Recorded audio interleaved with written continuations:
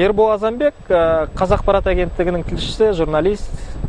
Мемлекеттердің мынау бір-бірімен ықпалдасу үдерісіне көз жүгіртетін болсақ, бұлардың біріге бастауында негізі осы көп жағдайда сарапшылар 6 кезеңге бөліп қарастырып жүр. Жалпы осы 6 кезеңнің ең соңғысы бұл біріккен федеративтік республиканың мемлекеттің пайда болуы. Әрине Қытайға жұтылып кетуді қаламаймын, бірақ бізде ендігі бір нәрсе мынандай болу керек та, сол федеративтік мемлекетке айналдыруға жеткізбеудің бір жолдарын ойластыру керек сияқты. Бұған мысалы Ресей тарапы баяғы кеңес үкіметін қайтадан қалпына келтіруді көксеуі мүмкін, ал Қырғызстан, Қазақстан, Тәжікстан сияқты мемлекеттер бұл тұрғыда тәуелсіздігін сақтап қалғысы келетіні айдан анық нәрсе. Сондықтан бір тәсілдерді қарастыру керек. Мен ол тәсілдерді айта алмаймын, мысалы мынандай тәсілдер керек деп.